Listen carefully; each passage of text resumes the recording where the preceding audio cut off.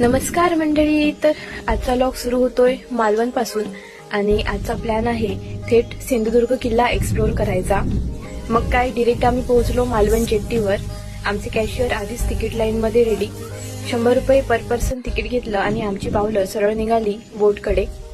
बोटमध्ये चढताना छोटासा comedy scene झाला, तुम्ही बघाच. असं वाटलं भावाला खायची प्यायची खूप जास्ती गरज आहे आणि तो स्वतःवरच हसायला लागला. मग सुरू झाला खरा प्रवास. समुद्राच्या लाटांवर स्वार होत थंड वारा फेसवर घेत आमची बोट निघाली सिंधुदुर्ग किल्ल्याकडे. दूरवरूनच राजकोटवरची छत्रपती शिवाजी महाराजांची भव्य मूर्ती नजरेत भरत होती आणि जसजसं आम्ही जवळ जात होतो तसतसं त्या किल्ल्याच्या भव्य भिंती, भगवा झेंडा अंगावर शहारे आणणारा. मग आमची पावलं वळली महाद्वाराकडे.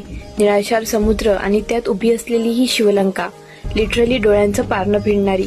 छत्रपती शिवाजी महाराजांच्या आरमारातील एक भव्य जलदुर्ग आणि सगळ्यात ज्याचं मजबूत बांधकाम केलेलं होतं त्याच्यापैकी एक म्हणजे सिंधुदुर्ग किल्ला. आणि हा एकमेव किल्ला आहे ज्याच्यावरती छत्रपती शिवाजी महाराजांचे हाताचे आणि पायाचे ठसे पाहायला मिळतात. आता ते ठसे आपण पाहायला जातोय. चला. इथे आपल्याला पायाचा ठसा पाहायला मिळतो. ही एकमेव जागा आहे जिथे हे ठसे पाहायला मिळतात. तो अनुभव शब्दात सांगता येणार नाही. त्यानंतर आम्ही तटबंदी सोडून थेट बुर्जावर पोहोचलो आणि वरून दिसणारा तो समुद्र काय भारी वाटलं म्हणून सांगू. फुल गुजबम्स मोमेंट. इतिहास, निसर्ग आणि एनर्जी सगळं एकाच ठिकाणी. किल्ले भ्रमंतीचा पुढचा भाग नक्की बघा.